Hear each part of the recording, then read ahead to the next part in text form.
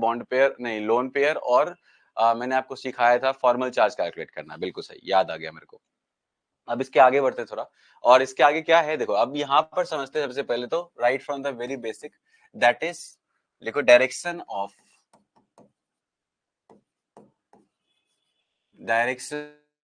लिखो बेटा, हेडिंग लिखो डायरेक्शन, और दिख नहीं रहा आप लोगों को,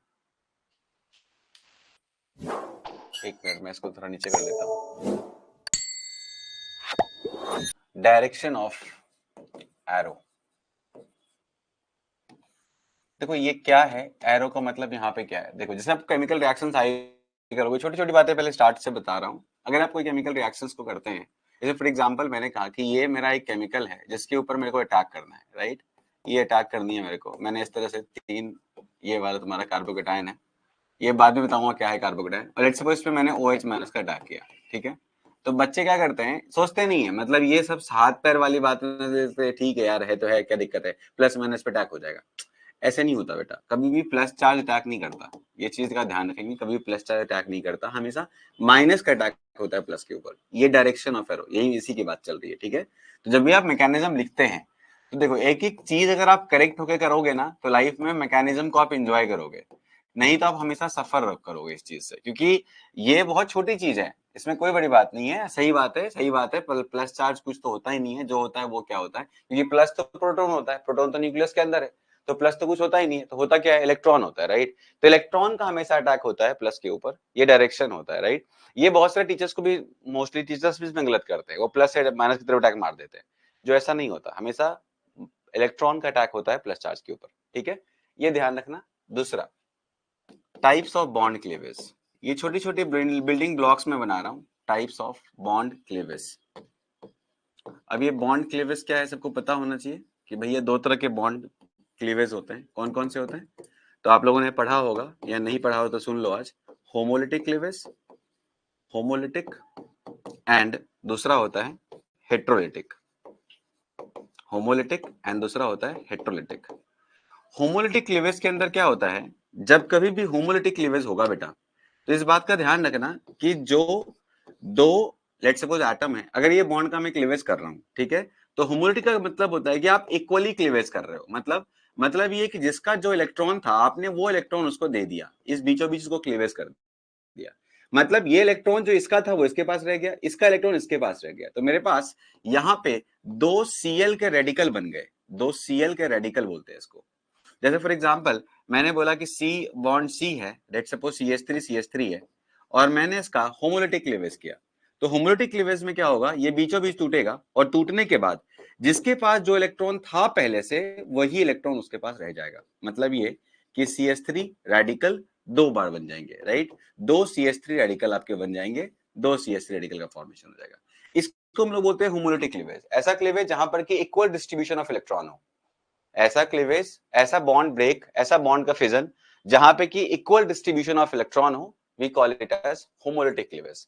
हेटेरोलिटिक में क्या होता है, हेटेरोलिटिक क्लीवेज के अंदर आपका इक्वल डिस्ट्रीब्यूशन नहीं होता है, अनइक्वल डिस्ट्रीब्यूशन होता है, मतलब क्या, मतलब ये कि अगर लेट सपोज मेरे पास कोई मॉलिक्यूल है, लेट सपोज यही है तुम्हारा मॉलिक्यूल CH3Cl, और मैंने इसको इसका होमोलिटिक नहीं हेटेरोलिटिक क्लीवेज किया, तो हेटेरोलिटिक क्लीवेज के बाद यहां पर आपको पता ही होगा ये इलेक्ट्रॉन है, ये इलेक्ट्रॉन है, अब इसमें से ये जो Cl, ये जो क्लोरीन है, ये मोर इलेक्ट्रोनेगेटिव है, राइट। अगर ये मोर इलेक्ट्रोनेगेटिव है तो ये क्या करेगा, ये वाला जब बॉन्ड क्लीवेज होगा तो ये वाला बॉन्ड में Cl का इलेक्ट्रॉन तो Cl के पास रहेगा ही रहेगा, साथ में जो कार्बन का इलेक्ट्रॉन होगा वो भी Cl की तरफ शिफ्ट हो जाएगा, और फिर यहां पर जो तुम्हारा क्लीवेज के बाद बनेगा वो बनेगा एक एनायन और दूसरा केटायन, मतलब इस पर्टिकुलर क्लीवेज के अंदर हमेशा केटायन एनायन का फॉर्मेशन होगा, वेयर एज होमोलिटिक क्लीवेज के अंदर हमेशा रेडिकल का फॉर्मेशन होगा।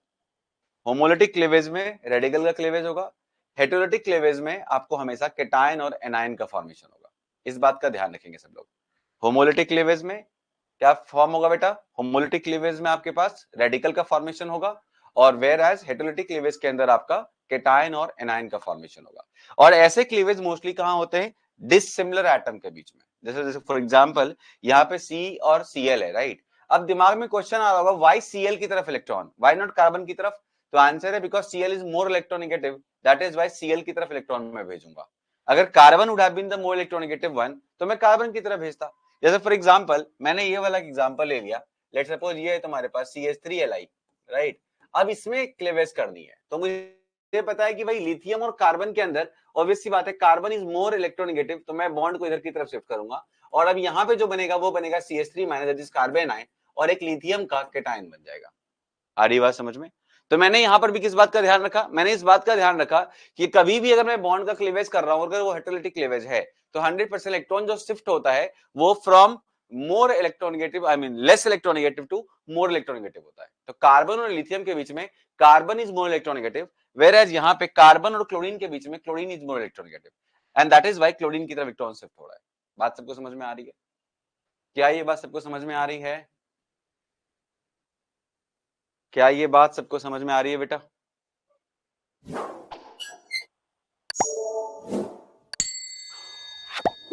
तो समझ में आ गए टाइप्स ऑफ क्लीवेज क्या क्या होते हैं, हेटेरोलिटिक एंड होमोलिटिक। दो तरह के क्लीवेज होते हैं। हेटेरोलिटिक क्लीवेज क्या होता है, जहां पर की dissimilar, right, dissimilar electron distribution होता है या अनइक्वल इलेक्ट्रॉन डिस्ट्रीब्यूशन होता है, डिसिमिलर एलिमेंट्स के बीच बॉन्ड बना होता है और उस बॉन्ड को हम क्लीवेज करते हैं, मतलब तोड़ते हैं। और हेटेरोलिटिक में क्या होता है, आई मीन होमोलिटिक में क्या होता है, जहां पे सिमिलर टाइप ऑफ एटम होते हैं मोस्ट ऑफ द केसेस के अंदर, ऐसा हमेशा नहीं। और अगर हम क्लीवेज कर रहे होते हैं तो वैसे केस में जो इलेक्ट्रॉन डिस्ट्रीब्यूशन होता है वो इक्वल होता है, मतलब बॉन्ड इक्वली दोनों पार्ट में डिवाइड होता है। सर क्या हमेशा यहां पर हेमोलिटिक ही होगा? नहीं, जरूरी नहीं है, वो कंडीशन पे डिपेंड करता है। अगर मान लो यहाँ पे मैंने HNu कर दिया, HNu का मतलब सनलाइट कर दिया, तो ये होमोलिटिक होगा। वेराज अगर मैं यहाँ पे इलेक्ट्रोमेरिक इफेक्ट डाल दूं तो ये हेटेरोलिटिक हो जाएगा।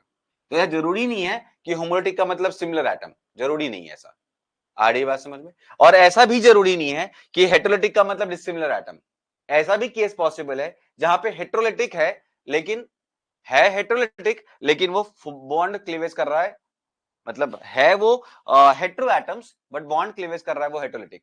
देयर आर एग्जांपल्स, मतलब दो डिफरेंट एटम से बने हुए बॉन्ड है, लेकिन बॉन्ड क्लीवेज आपका होमोलिटिक हो रहा है, ये पॉसिबल है। और ऐसा भी एग्जांपल है जहां पे दो सिमिलर टाइप ऑफ बॉन्ड है, लेकिन आई मीन दो सिमिलर टाइप ऑफ एटम है बट बॉन्ड क्लीवेज हेटेरोलिटिक हो रहा है। तो देयर आर एग्जांपल्स। आ रही बात समझ में? There are examples. तो मतलब सर तो हेटेरोलिटिक होमोलिटिक को किस बिहाफ पे डिफाइन करते हो आप? तो मैं डिफाइन करता हूं या कोई भी डिफाइन करेगा इस बिहाफ पे कि अगर होमोलिटिक क्लीवेज हो रहा है तो इक्वल डिस्ट्रीब्यूशन ऑफ इलेक्ट्रॉन है, और अगर हेटेरोलिटिक हो रहा है तो अनइक्वल डिस्ट्रीब्यूशन ऑफ इलेक्ट्रॉन है। मतलब यहां पर आपके इलेक्ट्रॉन इक्वल डिस्ट्रीब्यूट हो जाएंगे और यहां पर इक्वल डिस्ट्रीब्यूशन नहीं रहेगा, एक केटायन बनेगा और एक एनायन बनेगा और यहां पे रेडिकल बनेगा। आ रही बात समझ में? तो चाहो तो लिख लो, in case of homolytic fission, homolytic cleavage, homolytic cleavage, equal distribution of electron take place. दूसरा दूसरा in case of homolytic cleavage, radical is formed, whereas in case of heterolytic cleavage, unequal distribution of electron take place, unequal distribution of electron take place, and in this case cation and anion is formed, cation and anion is formed. In this case cation and anion is formed. I hope clear to all. चलिए अब अगला heading है classification of chemical reaction. Heading डालो, classification of chemical reaction, classification of chemical reaction based on number of steps involved, number of steps involved।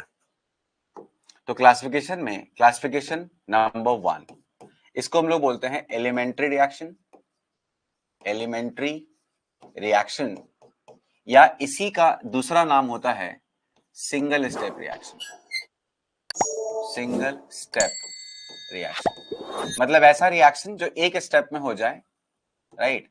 मतलब ऐसा बोल सकते हैं elementary reactions are those reaction in which reaction mechanism have only one step. तो लिख लो, elementary reactions are those reactions in which, elementary reactions are those reactions in which, elementary reactions are those reactions in which, elementary reactions are those reactions in which reaction take place in single step. Reaction take place in single step. Elementary reactions are those reactions in which reaction take place in single step. Reaction take place in single step. और reaction mechanism involves single step. जैसे for example मैंने कहा कि मेरे पास let suppose ये C double bond C है और यहाँ पे मैंने दो हाइड्रोजन ऐसे दो हाइड्रोजन लगा दिए. अब मैंने इसमें हाइड्रोजन डाला in the presence of platinum या निकल, जो मन करे, चलो Ni यूज कर लेते हैं और हीट यूज कर लेते हैं, राइट. तो क्या होता है कि यहाँ पर आपको पता होगा कि ये बेसिकली हाइड्रोजनेशन रिएक्शन, इसका नाम होता है हाइड्रोजनेशन रिएक्शन. तो इसके अंदर क्या होता है, ये दोनों हाइड्रोजन यहाँ आते हैं, राइट, और दोनों हाइड्रोजन का मतलब है HH एटम आते हैं और ये यहाँ पे आके एक 4 मेंबर कॉम्प्लेक्स स्ट्रक्चर बनाते हैं. इसको हम लोग बोलते हैं 4MCTS. MCTS का मतलब होता है 4 मेंबर कॉम्प्लेक्स ट्रांजिशन स्टेट. तो ये 4MCTS बनाते हैं. बट याद रखना, जब कभी भी आपको कोई कॉम्प्लेक्स बनता हुआ दिख रहा हो तो समझ जाना कॉम्प्लेक्स बनने का मतलब ये होता है कि वो एक नया स्टेप नहीं है. वो बेसिकली जब रिएक्शन इनिशिएट कर रहा था तो उस दौरान रिएक्शन को कंप्लीट होने के लिए कुछ तो बीच में बनेगा. जब आपने देखा होगा रिएक्शन का, जब आप कभी भी केमिकल रिएक्शन को रिप्रेजेंट करते हैं, ऐसे मान लो इस तरह से, तो इसमें क्या होता है कि कोई भी रिएक्टेंट पहले आता है, फिर वो एक कॉम्प्लेक्स बनाता है, हाई एनर्जी पे जाता है और फाइनली वो प्रोडक्ट में यील्ड करता है, राइट. ऐसा कुछ होता है. तो अगर ऐसा कुछ होता है तो वैसे केस में इस जगह पर जो भी बना होगा that is called as complex. अब अगर मान लो कोई रिएक्शन मल्टीपल स्टेप है तो वो ऐसे नहीं होगा, फिर वो तुम्हारे मल्टीपल स्टेप में ऐसे करके जाएगा, ऐसे करके जाएगा, मतलब वो मल्टीपल स्टेप होके जाएगा. वही अगर सिंगल स्टेप रिएक्शन होगा तो वो एक बार में ही ऊपर जाएगा और नीचे आ जाएगा. ये होता है. तो हम जो भी बात कर रहे हैं वो हम इसकी बात कर रहे हैं, इस वाले की बात कर रहे हैं, हम इस वाले की बात नहीं कर रहे.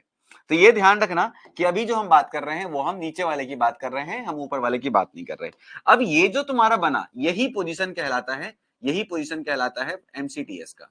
मतलब ये MCTS बोलो या CTS, अगर यहां पे बात करें तो यही CTS का पोजीशन है, या इसको हम लोग TS भी बोलते हैं. बेसिकली C तो इसलिए लग रहा है ना बिकॉज साइक्लिक है, जरूरी नहीं हमेशा साइक्लिक हो. इसको हम लोग बोलते हैं ट्रांजिशन स्टेट. तो वैसे केस में अगर कभी भी एक स्टेप में ही रिएक्शन हो जाए तो वैसे इसको हम लोग बोलते हैं एलिमेंट्री रिएक्शन या single step reaction. Whereas अगर मान लो रिएक्शन मल्टीपल स्टेप्स में होके हो रहा है तो वैसे पर्टिकुलर रिएक्शन को हम लोग बोलते हैं मल्टीपल स्टेप रिएक्शन. जैसे फॉर एग्जांपल मेरे पास एक केमिकल रिएक्शन, इसका नाम है SN2 रिएक्शन. और ऐसे केमिस्ट्री के अंदर, ऑर्गेनिक केमिस्ट्री के अंदर बहुत सारे रिएक्शन हैं जो मल्टीपल स्टेप है, ढेर सारे हैं, एक दो नहीं, मतलब मेजॉरिटी ऑफ द रिएक्शंस तो मल्टीपल स्टेप ही होते हैं. उसमें से कुछ ऐसे हैं, आई मीन कुछ ही रिएक्शंस ऐसे होते हैं जो सिंगल स्टेप में होते हैं. उसमें से एक एग्जांपल है हाइड्रोजनेशन रिएक्शन. और फाइनली हमारे पास जो प्रोडक्ट होगा वो आपको पता ही है, उसके बाद ये डबल बॉन्ड क्या होगा, खत्म हो जाएगा, सिंगल बॉन्ड बन जाएगा. और इसी प्रोसेस के दौरान हम अनसैचुरेशन को सैचुरेशन में कन्वर्ट कर देते हैं. मतलब जो कंपाउंड तुम्हारे पास पहले था वो अनसैचुरेटेड था और जो कंपाउंड तुम्हारे पास अब है, अब वो सैचुरेटेड कंपाउंड है. तो हमने जो पढ़ा अभी वो इसका एग्जांपल ये है. आई मीन इस तरह से पूरा का पूरा प्रोसेस हो रहा है. और अगर हमने वही रिएक्शन को मल्टीपल स्टेप में किया, मल्टीपल स्टेप का मतलब ये है, मल्टीपल स्टेप का मतलब ये है कि अगर मान लो हमने बोला कि एक रिएक्शन ऐसी है कि पहले तो हमने इसमें ऐसे करके लिया CH3 लेट सपोज यहाँ भी CH3 और यहाँ पे आया Cl और हमने यहाँ पे डाला OH minus in the presence of polar medium, ऐसे करके हमने डाल दिया पोलर मीडियम. और फिर हमारे पास जो बना वो तुम्हारा प्रोडक्ट तो यही बनेगा जैसा तुमको यहाँ दिख रहा है कि तुम्हारा यहाँ पर एक जो Cl है वो हट जाएगा और OH लग जाएगा और बाहर निकल जाएगा Cl माइनस. लेकिन ये जो रिएक्शन आपको दिख रहा है ये रिएक्शन एक स्टेप का नहीं है, ये रिएक्शन 2 स्टेप में हुआ है. ऑल तो देख के सिंगल स्टेप लग रहा है लेकिन ये सिंगल स्टेप में हुआ नहीं है. इसका जो तुम मैकेनिज्म डील करोगे तो वही टाइप नंबर 2 की बात चल रही है. पहला तो टाइप था एलिमेंट्री रिएक्शन, दूसरा लिखो मल्टीपल स्टेप रिएक्शन या कॉम्प्लेक्स रिएक्शन. सेकेंड टाइप हो गया इसके अंदर, सेकेंड टाइप हो गया इसके अंदर, सेकेंड टाइप हो गया इसके अंदर multiple step reaction, multiple step reaction, reaction और क्या बोलेंगे इसको, कॉम्प्लेक्स रिएक्शन, कॉम्प्लेक्स रिएक्शन. इसमें क्या होता है, in those reaction, I mean reaction in which more than one step is involved, we call it as multiple step reaction or complex reaction. Reaction in which more than two steps are involved. अब जो हम यहाँ पे लिखने वाले हैं, this is called mechanism. अभी जो, चूंकि हमें एक रिएक्शन को देख के समझ में नहीं आ रहा कि ये मल्टीपल स्टेप है या सिंगल स्टेप है, राइट? तो इसके लिए हम लोग क्या करते हैं, इसका मैकेनिज्म लिखते हैं। अब मैकेनिज्म कैसे होता है, तो मैकेनिज्म में हम 1 to 1 सब कुछ आइडेंटिफाई करेंगे, उसको डिफाइन करेंगे। मतलब क्या, मतलब ये कि जो इसके अंदर चल रहा है वो यहाँ पे दिखाना है। तो क्या चल रहा है भैया, तो इसके अंदर चल रहा है कि CH3 CH3 CH3, पहले स्टेप में ये Cl जो है ये अपना हेट्रोलिटिक बॉन्ड क्लीवेज करेगा, जो मैं अभी जस्ट बताया आप लोगों को, ये अपना हेट्रोलिटिक बॉन्ड क्लीवेज करेगा। और जब ये हेट्रोलिटिक बॉन्ड क्लीवेज होता है तो वैसे केस में चूंकि हेट्रोलिटिक हो रहा है तो ऑब्वियस सी बात है कार्बन से इलेक्ट्रॉन Cl की तरफ मूव करेगा, because Cl is more electronegative, तो वहां बनेगा एनायन और यहां बन जाएगा केटायन। उसके बाद जो केटायन आपका बना उसके ऊपर अब अटैक होगा, उसके ऊपर अब अटैक होगा, किसका अटैक होगा, न्यूक्लियोफाइल का। न्यूक्लियोफाइल कौन है यहाँ पे, OH माइनस। न्यूक्लियोफाइल होता क्या है सर, न्यूक्लियोफाइल वो होता है जो न्यूक्लियस को लव करे, मतलब जो पॉजिटिव चार्ज को लव करे। तो न्यूक्लियोफाइल, अब देखो यहाँ पर OH माइनस है, मतलब माइनस का मतलब माइनस चार्ज का मतलब जो प्लस को प्यार करे, राइट? अब यहाँ पे अगर मेरे को डायरेक्शन दिखाना पड़ेगा, मैंने अभी जस्ट दिखाया था डायरेक्शन ऑफ एरो, पीछे समझाया था तुम लोगों को डायरेक्शन ऑफ एरो क्या होता है। डायरेक्शन ऑफ एरो यहाँ पे इलेक्ट्रॉन से प्लस की तरफ जाएगा, राइट? इलेक्ट्रॉन से प्लस की तरफ, ना कि प्लस से इलेक्ट्रॉन की तरफ। बहुत सारे बच्चे से लिख देते, कर देते हैं और वो खुश हो जाते हैं करके, ऐसा नहीं करना होता है, राइट? हमें हर कुछ लॉजिकल करना है। अगर लॉजिकल करेंगे तो कभी कोई रिएक्शन गलत नहीं होगा, कभी कोई मैकेनिज्म गलत नहीं होगा, हम सोच समझ के लिख रहे होंगे, हम कुछ भी हवा में नहीं कर रहे होंगे। जो बच्चे यहाँ वहां करके ऑर्गेनिक केमिस्ट्री पढ़ते हैं उन्हीं की ऑर्गेनिक खराब होती है, और मेजोरिटी ऑफ द बच्चे यही करते हैं, एक मेजोरिटी की खराब होती है। एनीवेज, हम नहीं खराब करेंगे इसको, तो हम क्या करने वाले हैं, एरो को हमने दिखा दिया पॉजिटिवली अच्छे तरीके से, और फिर हमने इसको बना दिया कुछ इस तरह से, और ये तुम्हारा बन गया प्रोडक्ट। अब तुम्हारा ये प्रोडक्ट तैयार है। इसमें से ये स्टेप जो होता है ये स्लो स्टेप है, और this step is comparatively faster step, क्योंकि हमें पता है प्लस का माइनस पे अटैक होना बहुत ही, आई मीन माइनस का प्लस पे अटैक होना बहुत ही फास्ट होगा, बिकॉज प्लस माइनस इंटरेक्शन बहुत तेज होता है। वेयर एज बॉन्ड का क्लीवेज होना कंपैरेटिवली स्लो स्टेप होता है, क्योंकि बॉन्ड के क्लीवेज होने से स्टेबिलिटी घटती है, प्लस चार्ज माइनस चार्ज बनता है, और ये स्टेप इसलिए थोड़ा स्लो हो जाता है। और ऐसा स्टेप जो कि स्लो हो मल्टीपल स्टेप रिएक्शन के अंदर, उन्हीं को हम लोग बोलते हैं RDS स्टेप, मतलब रेट डिटरमाइनिंग स्टेप।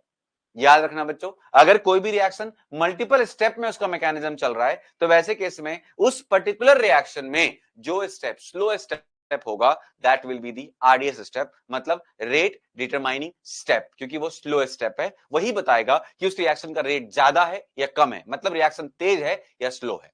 बात सबको समझ में आ रही है बेटा? बात सबको समझ में आ रही है? तो आप देखो, जब मैं मैकेनिज्म लिख रहा हूं तो मैं वही सारी बातें इन्वॉल्व कर रहा हूं जो बातें मैंने आपको आते साथ बताया। दो चीजें क्या क्या, एक तो डायरेक्शन ऑफ एरो और दूसरा टाइप्स ऑफ बॉन्ड क्लीवेज। अब इसके बाद दो चीजें हमें समझ में आ गई, तो हमें समझ में आ गया what is elementary reaction and what is complex reaction. और इसका अगर कोई मेरे को बोलेगा कि इस पर्टिकुलर में क्या होगा, कैसा बनेगा ग्राफ, तो देखो भैया यहां पर तो मेरे को कोई कार्बोकेटाइन का रीअरेंजमेंट नहीं है, तो इस कारण से इसके अंदर एकमात्र इंटरमीडिएट बनेगा, आई मीन एक इंटरमीडिएट बनेगा, वो इंटरमीडिएट ये है। तो ऐसे केस में क्या होगा कि सबसे पहले ये रिएक्शन ऊपर जाएगी, फिर ये नीचे आएगी, और फिर ये फाइनली तुमको कुछ ऐसा दिखेगा, राइट? ये कुछ ऐसा दिखेगा, ये ऐसे आएगी और फिर ये हो गया। तो दिस इज योर इंटरमीडिएट, जिसको तुमने क्या बोला, ये carbocation, this is your intermediate. तो सर ये क्या है, तो ये है जब तुम्हारा ये Cl का बॉन्ड वीक हो रहा होगा ना, उस दौरान तुम्हारे जो स्ट्रक्चर होंगे उसकी एनर्जी इसके साथ रिजेंबल कर रही होगी, और जब ये दोनों आपस में जुड़ रहे होंगे तभी जो ट्रांजिशन स्टेट बना होगा, तभी उसकी एनर्जी इससे रिजेंबल कर रही होगी, और ये जो तुम्हारा बना है यही तुम्हारा प्रोडक्ट है, और ये जो तुम्हारा पहले से था प्रेजेंट वही तुम्हारा रिएक्टेंट है। आ रही बात समझ में बच्चों? बात समझ में आ रही है? तो मल्टीपल स्टेप में you will have more than one maxima, whereas single step reaction के अंदर you will have one maxima. यहाँ पे local maxima local minima define होता है, और पीछे वाले में ओनली वन मैक्सिमा डिफाइन होता है। जैसे आपको दिखाया यहाँ पर कि एक ही लोब बना था तो एक ही मैक्सिमा था, लेकिन यहाँ पे दो मैक्सिमा बन रहे हैं, इस कारण से हम यहाँ पे लोकल मैक्सिमा डिफाइन करते हैं। इसमें कोई दिक्कत है किसी को? जल्दी बताओ। इसमें किसी को कोई दिक्कत है? चलिए ठीक है, अब लिखेंगे हेडिंग बच्चों। सर एक बात बताओ, इस पूरे आपने एक मैकेनिज्म लिख के दिखा दिया, पूरी केमिस्ट्री ऑर्गेनिक केमिस्ट्री मैकेनिज्म पे रन करने वाली है, बिल्कुल है। आपने बीच बीच में बहुत सारी बातें करी, एक बात तो आपने यहाँ करा कि रीअरेंजमेंट नहीं होगा, ये क्या होता है, तो बेटा वो आएगी चीज है। फिर आपने एक और बात किया सर बीच में कि कार्बोकेटायन है, ये क्या होता है सर, मैं वो बताने वाला हूँ। आपने बीच में बात की न्यूक्लियोफाइल है, ये क्या होता है, ये भी आगे आने वाला है। आगे मैं कभी इलेक्ट्रोफाइल भी यूज करूंगा, वो क्या होता है, वो सब कुछ आगे बताऊंगा। अभी सबसे पहले हम लोग बात करते हैं इसकी, जिसके बारे में मैं बहुत फोकस होकर बोल रहा हूं। This is called reaction intermediate. तो व्हाट इज रिएक्शन इंटरमीडिएट? तो नाम से ही क्लियर है, ऐसा कुछ जो रिएक्शन के बीच में बने, राइट? ऐसा कुछ जो ना प्रोडक्ट हो, ऐसा कुछ जो ना रिएक्टेंट हो, बट ऐसा कुछ जहां पे रिएक्शन आके कुछ समय के लिए ठहरे। ठहरे का मतलब आप इसको चाहो तो कुछ समय के लिए आइसोलेट भी कर सकते हैं, ऐसा इंटरमीडिएट होता है। इंटरमीडिएट क्या होता है? जो रिएक्शन होते दौरान एक स्टेप का प्रोडक्ट हो। अगर मान लो कोई रिएक्शन मल्टीपल स्टेप में चल रही है, तो वैसा रिएक्शन अगर पर्टिकुलरली पहले स्टेप या दूसरे स्टेप के बाद एक पर्टिकुलर आइडेंटिफाइड कुछ बनाता हो, दैट इज योर इंटरमीडिएट। तो रिएक्शन इंटरमीडिएट जो है वो nothing but during the reaction आपके पास तरह तरह की स्पीशीज आएंगी, जिसको आप फर्दर स्टडी करके पर्टिकुलर रिएक्शन को कंप्लीट कर पाओगे। जैसे फॉर एग्जांपल मेरे को यहाँ कार्बोकेटाइन बना, तो आराम से मैंने न्यूक्लियोफाइल का अटैक उसके ऊपर कर दिया। ऐसा ही कार्बन आयन होता तो मैं उसके ऊपर इलेक्ट्रोफाइल का अटैक करता, अगर इलेक्ट्रोफाइल होता तो। और अगर उसके अंदर लेट्स सपोज रेडिकल बनता, तो फिर उसके केस में मैकेनिज्म कुछ और हो रही होती। तो रिएक्शन डिपेंड करता है कि उसके इंटरमीडिएट कैसे बने हैं, प्रोडक्ट डिपेंड करता है कि उसके इंटरमीडिएट कैसे बने। अगर इंटरमीडिएट आपको पता होगा तो आपके लिए प्रोडक्ट डिसाइड करना कंपैरेटिवली आसान हो जाएगा। तो लिखो heading reaction intermediates. Reaction intermediates, इसमें मैं अभी 3 पढ़ाऊंगा जो मेन होते हैं, बाकी 2 मैं तब पढ़ाऊंगा जबकि मैं उसके उस पर्टिकुलर चीज के केमिकल रिएक्शंस को बता रहा हूँ, जिसका नाम है कार्बीन एंड नाइट्रीन। बेसिकली इनके रिएक्शंस थोड़े लिमिटेड नंबर में होते हैं, तो इस कारण से इनकी जब हम रिएक्शन मैकेनिज्म कर रहे होंगे तो specially towards the end of the organic chemistry में कार्बन नाइट्रीन आपको पढ़ाऊंगा, तो वहां पे मैं कार्बन की प्रॉपर्टी, उसके रिएक्शन सब बता दूंगा, फॉर्मेशन सब कुछ बता दूंगा। सिमिलरली नाइट्रीन के फॉर्मेशन, उसकी प्रॉपर्टी, उसका केमिकल रिएक्शन सब बता दूंगा। लेकिन अभी जो 3 इंटरमीडिएट में बताने वाला हूं, ये intermediate most of the chemical reactions में आपको देखने के लिए मिलने वाले हैं। तो वो कौन कौन से हैं? तो सबसे पहला तो रिएक्शन इंटरमीडिएट के अंदर सबसे इंपॉर्टेंट है, उसके ऊपर बात कर लेते हैं। तो रिएक्शन इंटरमीडिएट, रिएक्शन इंटरमीडिएट्स।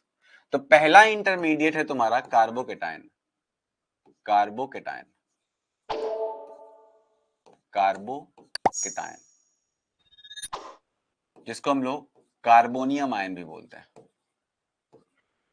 पता ही है ना आप लोग को ईएम कहां लगता है जब कभी भी केटायन हो, राइट? तो कार्बोनियम आयन भी बोलते हैं इसको, जिसका दूसरा नाम कार्बोकेटायन है, ठीक है। दूसरा हम लोग पढ़ेंगे इसके अंदर कार्बन आयन। कार्बन आयन मतलब ऐसा एनायन जो कार्बन का हो, राइट?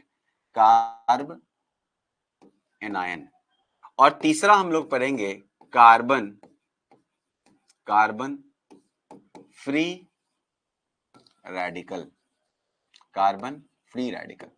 ये 3 हम लोग पढ़ेंगे इसके अंदर, राइट? पहला कार्बोकेटायन, दूसरा कार्बन आयन और तीसरा कार्बन फ्री रेडिकल, अभी के लिए। उसके बाद 2 और आने वाला है, नाइट्रीन और carbon, but towards the end of the organic chemistry. अब इसमें सबसे पहले कार्बोकेटायन की बात कर लेते हैं। तो हेडिंग लिखो बेटा कार्बोकेटायन। कार्बोकेटायन या carbenium, whatever you want to write, carbocation. Basically कभी कभी ना कार्बोनियम लिखा होता है तो बच्चों को कार्बोकेटायन तो याद रहता है, बट कार्बेनियम याद नहीं होता। तो कार्बोनियम याद क्या नहीं होता, मतलब वो जानते नहीं क्यों बोलते हैं कार्बोनियम, बोलते कार्बोनियम का मतलब कार्बन आयन, ऐसा नहीं। Carbonium is carbocation, because EM word वही लगता है जहां पर की केटायन वर्ड आता है, आई मीन केटायन बनता है, राइट? लिथियम, सोडियम, ईएम वही आता है जहां पे की केटायन हो। अब वैसे केस में अगर मैं कार्बोकेटायन की बात करूं तो कार्बोकेटायन होता क्या है? तो कार्बोकेटायन होता है बेसिकली, मान लो कार्बन है आपके पास, की वैलेंसी कितनी होती है आपको पता ही है, इसकी वैलेंसी होती है 3, नहीं कार्बन की वैलेंसी होती है 4।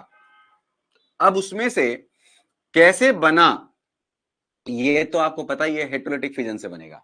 मतलब कार्बन के साथ कोई ऐसा जुड़ा हुआ होगा जिसको अगर हम तोड़ेंगे तो फिर वो अपना इलेक्ट्रॉन लेके भाग जाएगा और साथ में वो कार्बन का भी एक इलेक्ट्रॉन लेके भाग जाएगा। जैसे फॉर एग्जांपल हमने पीछे ही बनाया, देखो इसका फॉर्मेशन हमने यहीं पे कर रखा है। यहाँ पे देखो कार्बन है प्लस चार्ज, उसके साथ 3 चीजें लगी हुई हैं। अब ये 3 चीजें सिमिलर भी हो सकती हैं, डिसिमिलर भी हो सकती हैं, कुछ भी हो सकती हैं। तो वैसे केस में कार्बन की वैलेंसी 4 होती है, उसमें से 3 वैलेंसी तो मेरे को सामने में दिख रहा है, एक वैलेंसी प्रेजेंट नहीं है, और उस वैलेंसी पे है कौन, तो तुम्हारा प्लस चार्ज है, तो ये तुम्हारा एक प्लस चार्ज आ गया, राइट। अब अगर हम इसको ड्रॉ करें तो देख सकते हैं अपन कि कार्बन के बेसिकली इसके अगर कोई पूछेगा इसका हाइब्रिडाइजेशन क्या है, राइट, तो इसके बारे में बातें करनी शुरू कर देते हैं हम लोग। तो बेसिकली इस कार्बोकेटाइन की अगर कार्बन की हाइब्रिडाइजेशन कोई हमसे पूछेगा तो मैं बोलूंगा कार्बोकेटाइन में कार्बन का हाइब्रिडाइजेशन जो है वो है sp2, राइट, sp2 हाइब्रिडाइजेशन है, तो sp2 हाइब्रिडाइजेशन। तो यहाँ पे 1 to 1 इसके बारे में बात लिख लेते हैं। पहला तो sp2 हाइब्रिडाइज्ड, पहली चीज। दूसरी चीज 120 degree angle, right, 120 degree angle, मतलब ये जो एंगल आप डिफाइन करोगे दिस इज 120 डिग्री। ऑब्वियसली बात है sp2 हाइब्रिडाइज तो 120 डिग्री होगा।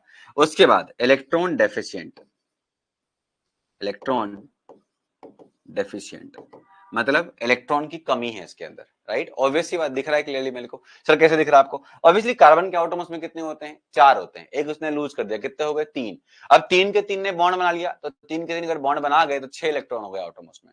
6 तो आउटरमोस्ट में क्या होता है? डिफिशियंसी होती है, ये ऑक्टेट नहीं है, राइट। तो इस कारण से हमने क्या लिखा? इलेक्ट्रॉन डेफिशिएंट्स। अब अगर इसका इलेक्ट्रॉनिक कॉन्फ़िगरेशन लिखा जाए इसी पर्टिकुलर चीज का, तो इलेक्ट्रॉनिक कॉन्फ़िगरेशन भी देख लेते हैं कार्बोकेटाइन का क्या होगा। तो मैंने ऐसा आपको बताया कि कार्बन की अगर मैं बात करूं तो कार्बन का होता है आउटर मोस्ट कॉन्फ़िगरेशन। बेसिकली मैं आउट इलेक्ट्रॉनिक कॉन्फ़िगरेशन यहाँ कंप्लीट नहीं लिख रहा, मैं आउटर मोस्ट इलेक्ट्रॉनिक कॉन्फ़िगरेशन लिख रहा हूं, तो कंफ्यूज मत होना। Outer most electronic configuration. तो अगर इसमें बात करें अपन तो 2s2 2p क्या हो जाएगा? 2, राइट। उसमें से आपने एक लूज कर दिया, मतलब कार्बोकेटाइन अगर बना है तो ऑब्वियसली एक इलेक्ट्रॉन लूज हुआ है, तो 2s2 2p1, राइट। अब यही आपस में क्या हो गए? इंटरमिक्स हो गए और बना गए ये लोग क्या? 2s2 2p1 है।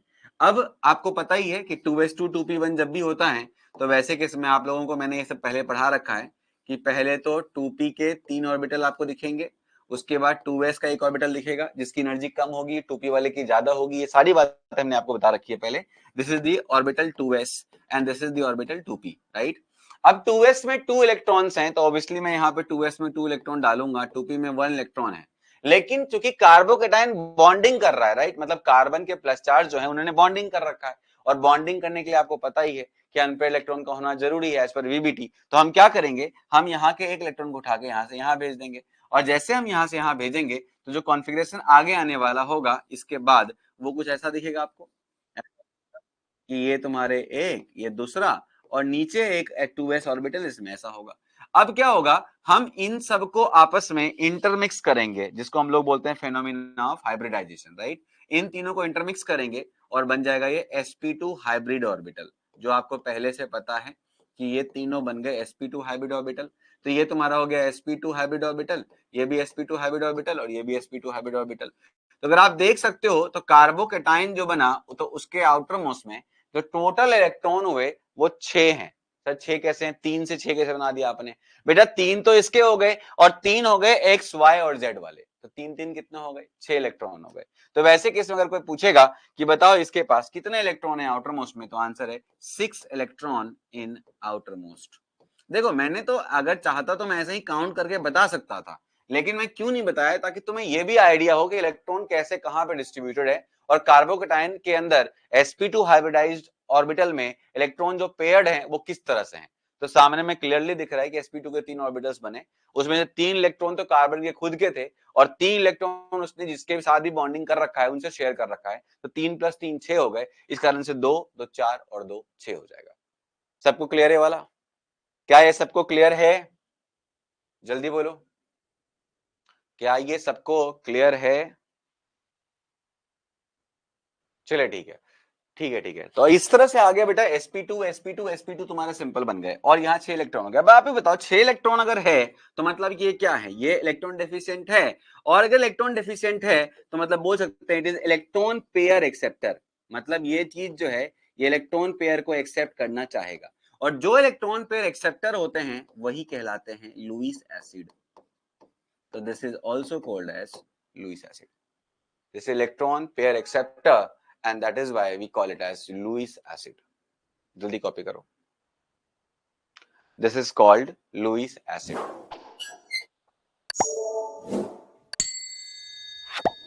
चलिए अब इसके बारे में और बातें.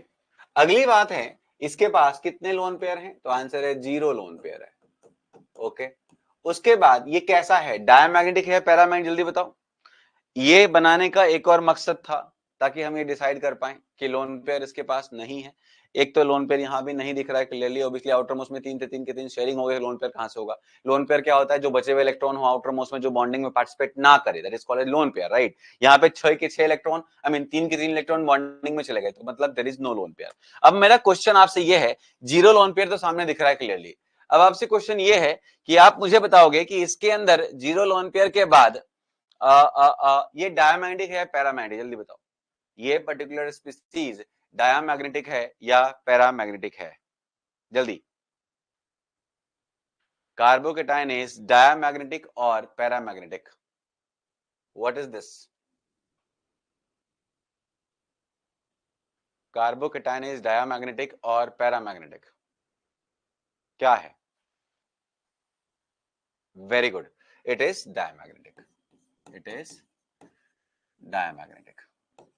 डायमैग्नेटिक कैसे है? ऑब्वियसली सर क्लियरली दिख रहा है, सारे इलेक्ट्रॉन पेयर्ड हो गए इसके आउटर मोस्ट में. तो ये कहां से, आउटर मोस्ट में पेयर्ड है तो अंदर में भी पेयर्ड होंगे ही होंगे. अगर आउटर मोस्ट में पेयर्ड है तो अंदर में भी पेयर्ड होंगे ही होंगे. और अगर आउटर मोस्ट और अंदर दोनों में पेयर्ड है तो वैसे केस में क्या है, 100% क्या है, डायमैग्नेटिक है. अच्छा मुझे बताओ, how many vacant p orbital, जल्दी बताओ बच्चों. इन केस ऑफ कार्बोकेटाइन कितने वेकेंट पी ऑर्बिटल हैं, जल्दी से. इन केस ऑफ कार्बोकेटाइन कितने वेकेंट पी ऑर्बिटल हैं? इन केस ऑफ कार्बोकेटाइन कितने वेकेंट पी ऑर्बिटल हैं? Very good, 1.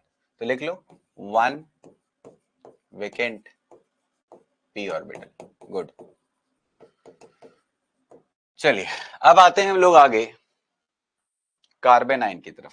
तो लिखो हेडिंग कार्बेनाइन. हेडिंग लिखो कार्बेनाइन. अच्छा एक और चीज. ये जो वेकेंट पी ऑर्बिटल है, this is perpendicular to molecular plane. ये ध्यान रखना बच्चों, बहुत इंपॉर्टेंट.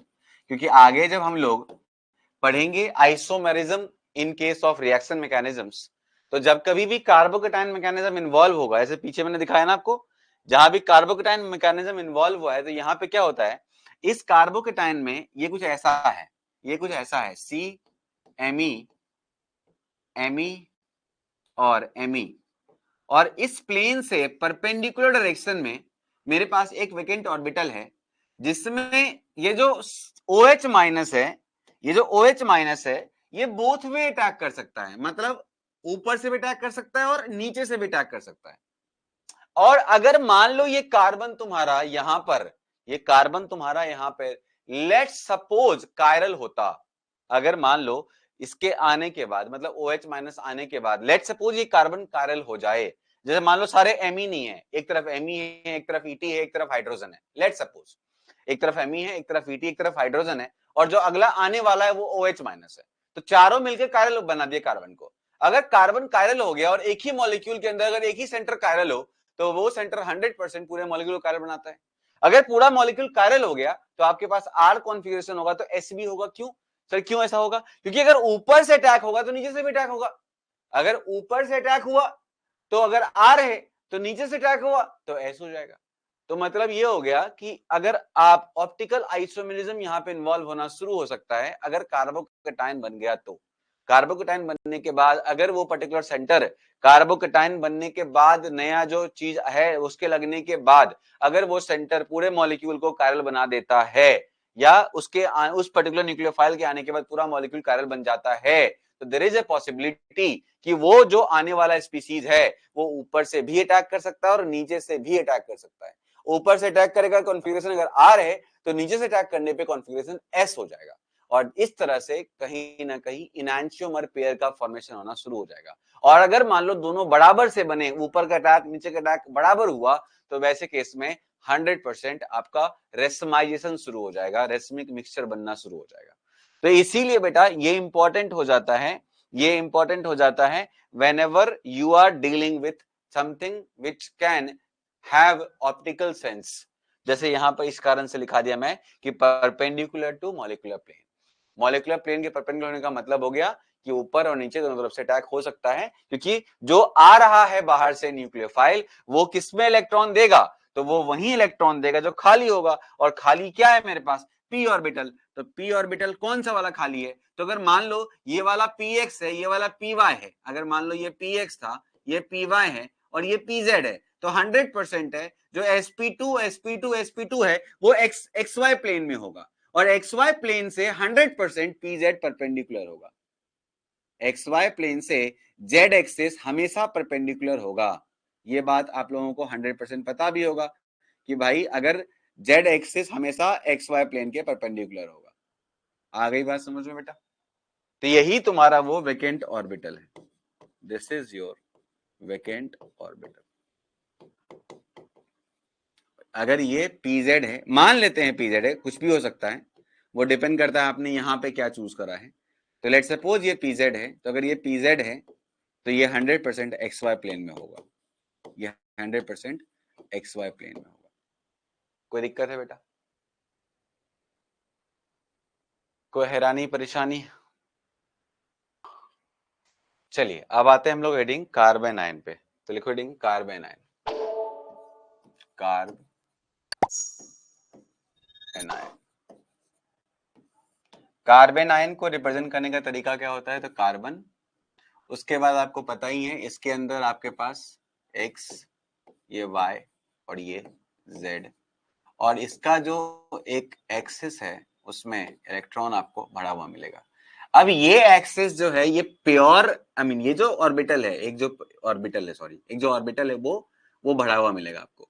तो ये जो ऑर्बिटल है ये परपेंडिकुलर भी हो सकता है, ये परपेंडिकुलर भी हो सकता है, और यही ऑर्बिटल उस पूरे के पूरे ज्योमेट्री का पार्ट भी हो सकता है, मतलब हाइब्रिडाइजेशन के अंदर भी हो सकता है। मतलब वो ऑर्बिटल जो है वो हाइब्रिड भी हो सकता है और अनहाइब्रिड भी हो सकता है। सर आपने दो वेकेंट ऑर्बिटल क्यों बनाए हैं? अरे बाबा एक ही वेकेंट ऑर्बिटल है बेटा, पी में दो लोब होते हैं,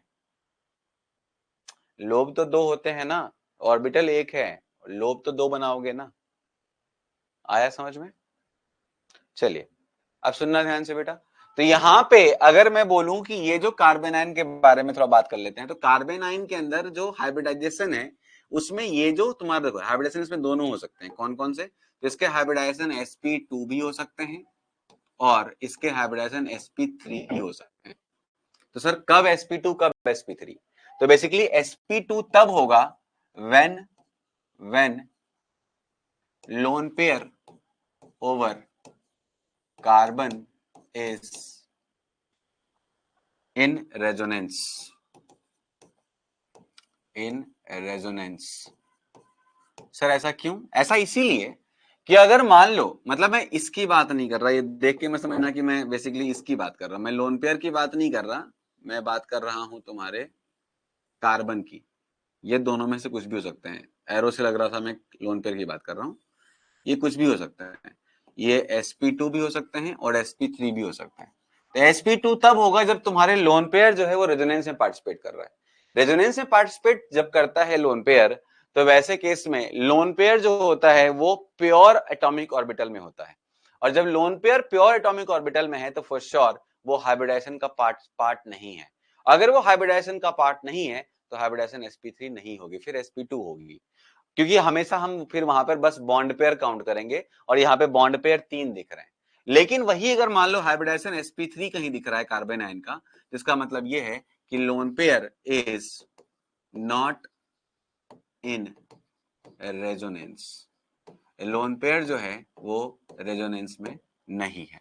अगर लोन पेयर रेजोनेंस में है तो मतलब है हाइब्रिडाइजेशन sp2 है, अगर नहीं है तो sp3 है। ये बात ध्यान रखना। सर इसका थोड़ा सा मतलब क्या होता है, तो बेटा ये जब रेजोनेंस में सिखाऊंगा तब ज्यादा समझ में आएगा, क्योंकि रेजोनेंस कहता है कोई इलेक्ट्रॉन तभी जा सकता है रेजोनेंस में जब वो क्या हो, जब वो अनहाइब्रिड ऑर्बिटल में हो, क्योंकि जब वो हाइब्रिडाइजेशन का पार्ट हो जाता है तब वो स्ट्रक्चर का पार्ट हो जाता है, और जब वो स्ट्रक्चर का पार्ट हो जाता है तब स्ट्रक्चर को ब्रेक करके आप एक पर्टिकुलर चीज को ब्रेक करके रेजोनेंस में ले जाना इज नॉट पॉसिबल। कभी कभी होता है, इन केस ऑफ हाइपर कॉन्जुगेशन हो जाता है, अदरवाइज तो इन जनरल रेजोनेंस तभी होता है जबकि इलेक्ट्रॉन आपके जो रेजोनेटिंग इलेक्ट्रॉन होते हैं, जो पाई इलेक्ट्रॉन्स होते हैं, वो आपके अनहाइब्रिड ऑर्बिटल में हो, जो ज्योमेट्री का पार्ट ना हो, राइट, ज्योमेट्री के पार्ट नहीं होने चाहिए।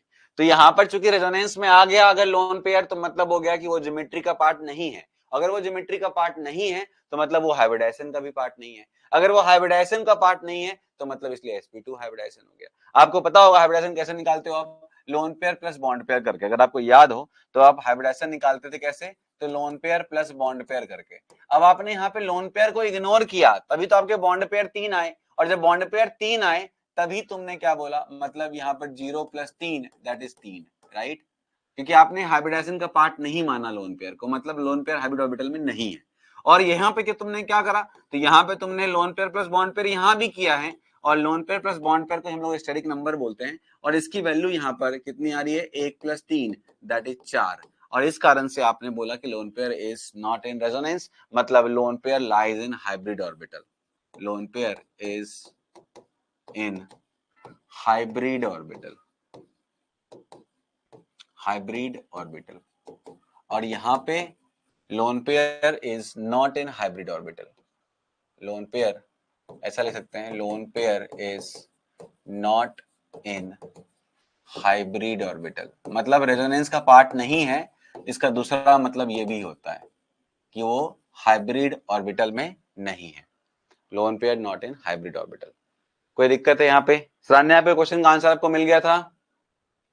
श्रान्या, आपके क्वेश्चन का आंसर मिल गया था, 2 लोब होता है इस कारण से ऐसा हुआ था। चलिए, तो ये आपको समझ में आ गया। अब देखना ध्यान से बेटा, यहाँ पर हमने ये सब चीजें तो कर ली, हमने बॉन्ड बॉन्ड से बना लिया। अब 1 to 1 इसके बारे में पते की बात कर लेते हैं। तो पहला तो इसका मतलब ये दोनों में से कुछ भी हो सकता है, मतलब ये ट्रायगोनल भी हो सकता है, ट्रायगोनल प्लेनर भी हो सकता है, और ये क्या, ये टेट्राहेड्रल भी हो सकता है। अगेन मैं बोलूंगा डिपेंड करेगा कि लोन पेयर कहाँ पर है, राइट। तो ये पूरी तरह से किस पर डिपेंड कर गया, अब तो ये डिपेंड कर गया लोन पेयर के पोजीशनिंग पे। उसके बाद इसका एंगल ऑब्वियसली 120 डिग्री भी हो सकता है और 109 डिग्री भी हो सकता है। वो फिर डिपेंड कर रहा है किसके ऊपर, लोन पेयर कहाँ है। उसके बाद ये तो श्योर है कि इसके पास कितने इलेक्ट्रॉन है, 8 electron in outermost, in outermost. Sir कैसे?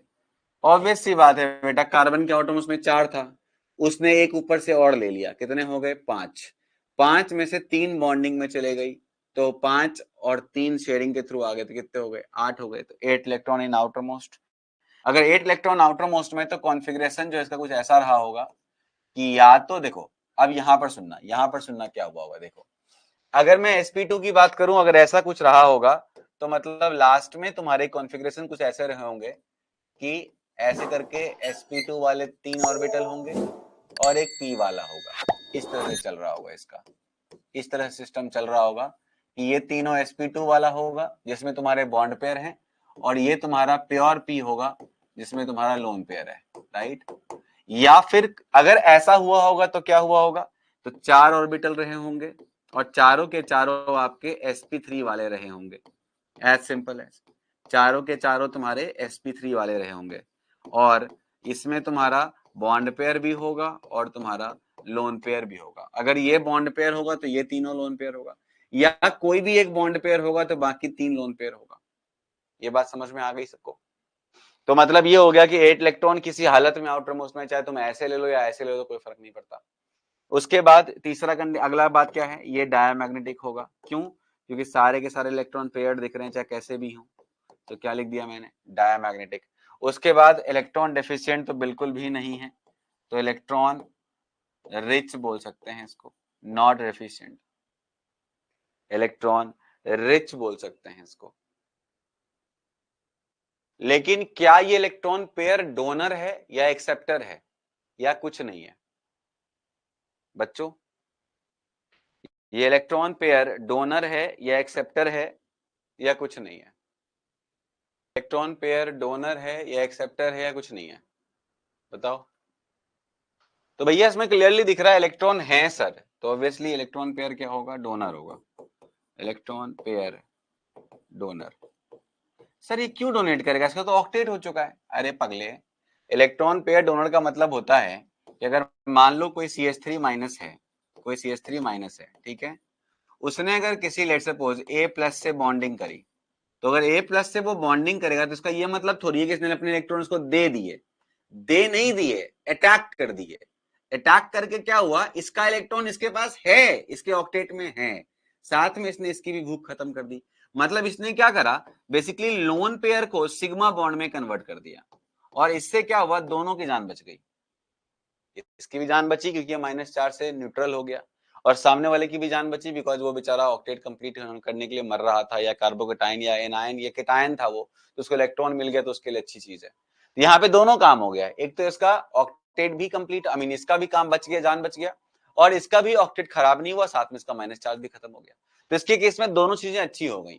वेराज यहाँ पर तुम देखोगे इलेक्ट्रो मतलब इस वाले पीछे वाले केस के अंदर क्या हुआ था, तो पीछे वाले केस में ये एक्सेप्ट कर रहा था बाहर से अपनी इस ऑर्बिटल के अंदर, बट यहां पर क्या हो रहा है, ये इलेक्ट्रॉन डोनेट कर रहा है अपनी इस ऑर्बिटल से, राइट। इस कारण से बोल सकते हैं electron pair donor.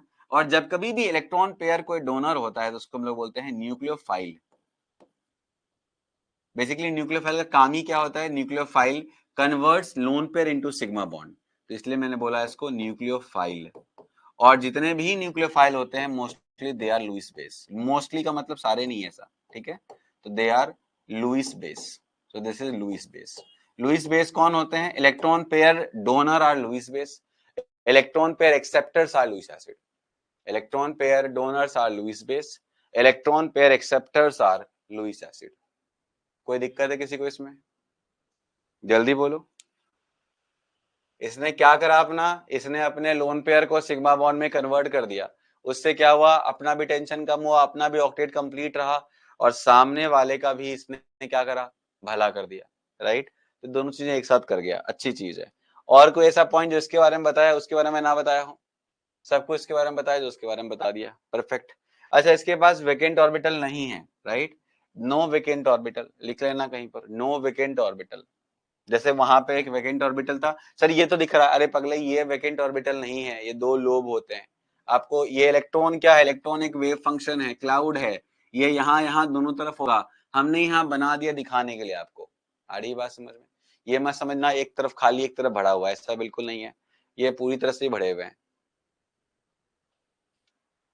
Octet complete है, हाँ बिल्कुल ऑक्टेट कंप्लीट है इसका, 8 इलेक्ट्रॉन आउटरमोस्ट का मतलब ही क्या होता है, ऑक्टेट कंप्लीट है। अब इसके बाद जो थर्ड टाइप आता है इसके अंदर इंटरमीडिएट में, that is carbon free radical, जो इंपॉर्टेंट में से एक है, कार्बन फ्री रेडिकल। अब रेडिकल फ्री वाला कैसे बनता है, कार्बन फ्री रेडिकल कैसे बनता है, तो आपको मैंने अभी स्टार्टिंग में ही बताया, हेटेरोलिटिक होमोलिटिक फिजन। तो होमोलिटिक फिजन के थ्रू कार्बन फ्री रेडिकल बन जाता है, राइट, मैंने बना के दिखाया भी पीछे। तो कार्बन फ्री रेडिकल बनाना हो तो होमोलिटिक फिजन, कार्बो एनायन बनाना हो तो हेटेरोलिटिक फिजन, कार्बो एनायन बनाना हो तो हेटेरोलिटिक, कार्बोकेटायन बनाना हो तो भी हेटेरोलिटिक, और कार्बन फ्री रेडिकल बनाना हो तो होमोलिटिक। तो अगर यहां पर मैं होमोलिटिक फिजन की बात कर रहा हूं तो कार्बन फ्री रेडिकल कैसा होगा, तो रेडिकल फिजन क्या होगा वो तो मैंने पीछे कर लिया है, तो हमने यहाँ पर XYZ बना दिया। और एक मान लो कोई W भी रहा था जिसने अपने होमोलिटिक फिजन कर लिए, और फिजन करने के बाद इक्वल डिस्ट्रीब्यूशन किया, मतलब बॉन्ड के एक इलेक्ट्रॉन खुद लेकर गया और खुद एक इसको छोड़ गया। वह अगर कार्बोकेटाइन होता बना होता तो फॉर श्योर दोनों इलेक्ट्रॉन लेके भागता वो बॉन्ड का, कार्बो एनायन होता तो दोनों इलेक्ट्रॉन छोड़ के जाता वो, जैसे लिथियम छोड़ के गया था और क्लोरीन लेके भागा था। लेकिन कार्बन कार्बन जब 2 बॉन्ड थे और मैंने जिसको बीच से तोड़ा था तो इसलिए इक्वल डिस्ट्रीब्यूशन हुआ था। मैंने बोला था हमेशा ऐसा नहीं होता, जरूरी नहीं हमेशा ऐसा हो, लेकिन इन जनरली क्या होता है, होमोलिटिक फिजन ही होता है सिमिलर एटम के बीच में, इन जनरल, ऐसा नहीं हमेशा। तो अगर यहाँ पर इक्वल डिस्ट्रीब्यूशन में क्या हुआ, वो जो बॉन्ड का इलेक्ट्रॉन था इक्वली डिस्ट्रीब्यूट हो गया, इसके पास भी आ गया, इसके पास भी आ गया। अब क्या होगा, तो ये जो तुम्हारा बन गया यहाँ पर रेडिकल, अब ये रेडिकल क्या क्या शो करता है, ये सारी बातें, तो देखो इसको सही से बनाया जाए तो ये कुछ ऐसा है, एक्स बन गया, वाई बन गया और जेड बन गया, और उसके बाद एक जो परपेंडिकुलर ऑर्बिटल था वो ऑर्बिटल एज इट इज बना हुआ है जिसमें अब एक अनपेयर्ड इलेक्ट्रॉन है, राइट, कुछ इस तरह से। देखो कार्बोकेटाइन में क्या हुआ था, तो कार्बोकेटाइन में एक भी इलेक्ट्रॉन नहीं था परपेंडिकुलर ऑर्बिटल में। कार्बन आयन में क्या था, दोनों आपके परपेंडिकुलर ऑर्बिटल कंप्लीटली भरे हुए थे। और कार्बन फ्री रेडिकल में क्या हुआ, एक अनपेयर इलेक्ट्रॉन रह गया उसी पर्टिकुलर ऑर्बिटल के अंदर जो परपेंडिकुलर ऑर्बिटल है। तो वैसे केस में अगर कोई पूछेगा इसका ज्योमेट्री, हाइब्रिडाइजेशन सब कुछ, तो भैया इसका हाइब्रिडाइजेशन sp2 होगा, क्योंकि इसको हम काउंट नहीं कर सकते हाइब्रिडाइजेशन में। इसका ज्योमेट्री जो है वो ट्राइगोनल बायपिरामिड, ट्राइगोनल पिरामिडल होगा, सॉरी क्या बोल रहा हूँ, ट्राइगोनल प्लेनर होगा, ट्राइगोनल प्लेनर होगा। उसके बाद इसके अंदर जो इलेक्ट्रॉन है वो डेफिशिएंट होगा, इलेक्ट्रॉन डेफिशिएंट। सर ऐसा क्यों, क्योंकि 7 इलेक्ट्रॉन आउटर मोस्ट में,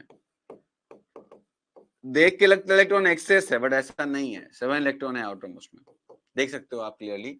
इसके आउटर मोस्ट में 4 था, 4 में से 3 ने बॉन्ड बना लिया, तो 3 ने बॉन्ड बनाया तो 3 3 6 हो गए और एक ऊपर से दिख रहा है तो 7 हो गए, तो इसके बाद 7 इलेक्ट्रॉन है। तो अगर इसका कॉन्फ़िगरेशन कोई बनाना चाहे, इसका outer most configuration, outer most electronic configuration, तो ये कुछ ऐसा दिखेगा कि इसके sp2 sp2 sp2 में 3 होंगे, ऐसे बना देता हूँ, एक साथ ही बना देता हूँ। तो ये sp2 में ऐसे आपको तीनों पेयर्ड दिख रहे होंगे और एक अलग से ऑर्बिटल है, राइट। तो ये तुम्हारा sp2 हो गया, ये भी sp2 हो गया और ये भी sp2 हो गया, और ये अलग से कोई ऑर्बिटल है, मान लो वो p है। तो ये sp2 में ऐसे पेयर्ड होंगे सारे इलेक्ट्रॉन, ऐसे करके पेयर्ड हो गए, और ये जो अकेला p है इसमें ऐसे करके एक आ गया, राइट। sp2 sp2 sp2 और एक अकेला जो p था उसमें एक इलेक्ट्रॉन आ गया, यही तुम्हारा वो फ्री रेडिकल है, बाकी सब पेयर्ड है जो तुम्हारे बॉन्ड बना रहे हैं। क्लियर है सबको। अब वैसे केस में अगर कोई पूछेगा इलेक्ट्रॉन डेफिशिएंट है तो क्या ये लुईस एसिड है, जल्दी बताओ बच्चों।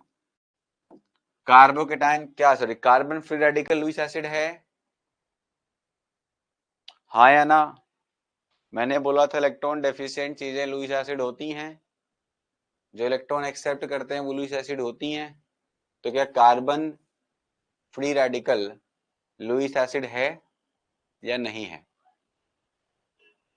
कार्बन फ्री रेडिकल क्या लुईस एसिड है या नहीं है। Carbon free radical Lewis acid है, आंसर है नहीं है, राइट।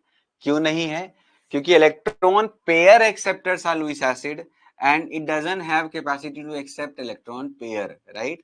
तो इस कारण से मैं ये बोल सकता हूं कि ये न्यूक्लियोफाइल हैं, राइट। ये सॉरी ये इलेक्ट्रोफाइल हैं, इलेक्ट्रोफाइल का मतलब इलेक्ट्रॉन को लव करे, राइट। तो ये इलेक्ट्रोफाइल तो है क्योंकि इसको कमी है इलेक्ट्रॉन की, लेकिन नॉट अ लुईस एसिड। मतलब ये हो गया कि सारे इलेक्ट्रोफाइल लुईस एसिड नहीं होते हैं, not a Lewis acid. Electrophile है बट लुईस एसिड नहीं है। इलेक्ट्रॉन का चाहत है लेकिन इलेक्ट्रॉन की चाहत इतनी भी नहीं है कि वो लुईस एसिड है, क्योंकि इलेक्ट्रॉन की चाहत जिसकी पेयर में होती है वो लुईस एसिड कहलाते हैं। अब इसके अंदर क्लियरली दिख रहा है कि अनपेयर्ड इलेक्ट्रॉन, तो मैं बोल सकता हूँ दिस इज पैरामैग्नेटिक। तो answer is no, they don't have vacant orbital. Unpaired electron है तो वैकेंट ऑर्बिटल का मतलब है पूरी तरह से खाली orbital, right. Half filled orbital है, right, one half filled orbital. तो इसी के साथ 3 रेडिकल जो हमारे आज के कोर्स में था वो खत्म हो गया। अब कल की क्लास में स्टार्ट करेंगे इससे आगे, दैट इज आवर इंटरमीडिएट के बाद जो जीओसी के और फर्दर कॉन्टेक्स्ट होंगे जिसके अंदर आपके इफेक्ट्स आएंगे, राइट।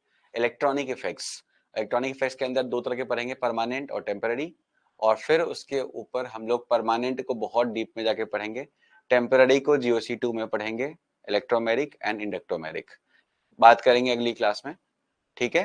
केमिकल इफेक्ट्स के ऊपर और इलेक्ट्रॉनिक इफेक्ट्स के ऊपर। तब तक के लिए बच्चों उसको यहाँ तक रिवाइज करना और मन से पढ़ाई करते रहना, ठीक है। sp2 हाइब्रिडाइजेशन तो एंगल 120 डिग्री होगा, ये ध्यान रखना।